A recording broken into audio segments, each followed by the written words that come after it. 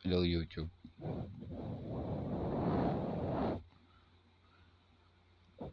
So, yun. Alas 5 pasado na ng umaga. Wala pa akong tulog. So, matutulog pa lang ako.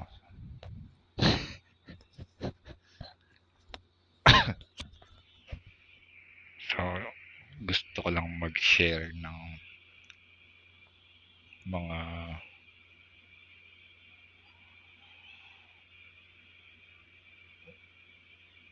mm, insights. Ano ba yung insights sa Tagalog? Yung parang mga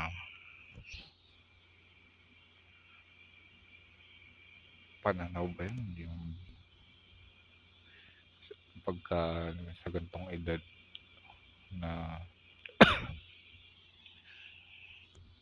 papalapit sa 40. So, sa November 40 na ako. So, hindi ko alam kung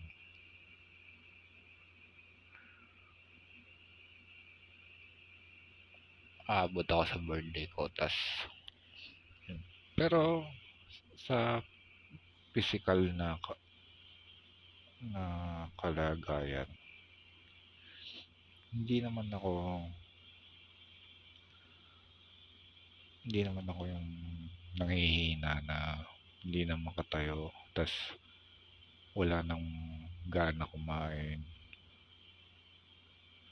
Kumakain pa rin ako tapos naliligo.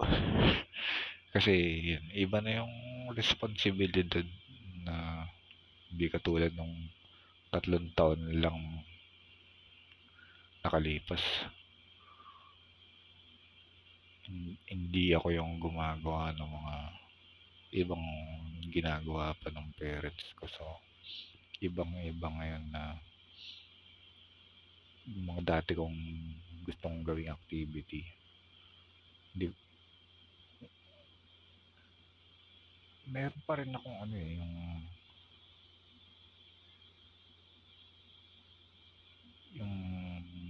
will na gusto ko pa rin na gumawa ng mga yun, guitar instrumental. Tas gusto ko pa rin makapag-bike. Pero natigil ulit eh. Nakapag-bike ako nung mga minsan nung 1 taon. Tas hanggang early this year. Pero nahinto ulit. Pero ewan ko kung makakapag-bike pa ulit ako. Tas yung gitara, matagal na rin akong hindi nakakagitara, mga ilang buwan. Tapos pas pakonti-konti lang din ng mga nakaraan eh. Hindi ako nakakapag-gitara. So yun yung games na PS3, PS4. Tapos ngayon PS5 na, hindi na ako nakapaglaro nun. So yung PC, laptop, hindi ko pa ulit na subukan mag-record nung gitara. Yung kasi yung games, yung parang imposible ko nung mabigyan ng oras. Yung mas importante sa akin yung exercise ngayon para hindi ako magkasakit ng mabilis. Pero ngayon sinisipan ako eh, saka medyo inuubo na. So kailangan ko matulog. Uminom nga ako ng Jessica kasi baka magtuloy sa lagnat. Pero ewan ko, basta kailangan kong pangalagaan yung sarili kong kalusugan. So, dapat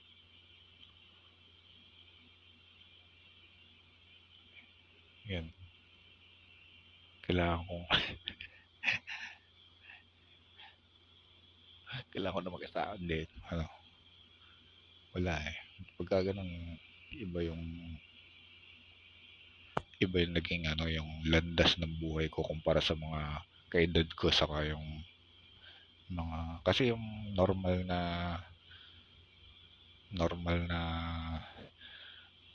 adult, mga gantong edad, posibleng magkakaroon na ng apo. Yung mga gantong edad, no, may apo na. So ako wala pa akong anak, so iba yung naging landas ng buhay ko, yung tadhana nung naging isa akong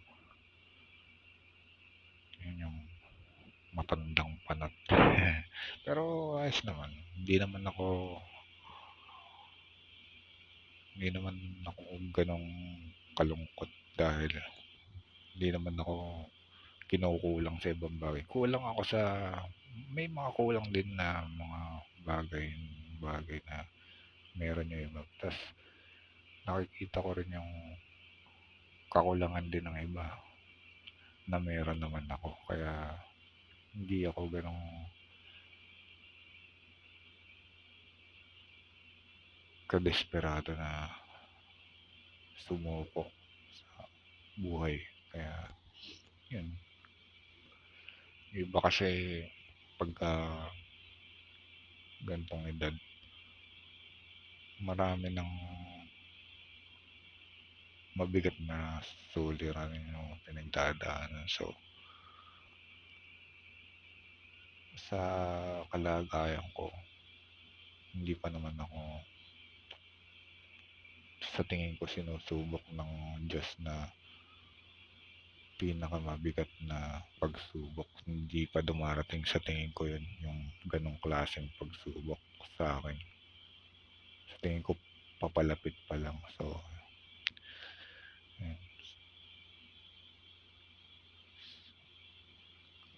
Sa mga boy pa na mga tao ngayon, so, yun, tuloy nyo lang ginagawa nyo. So, yun, good luck, God bless, peace.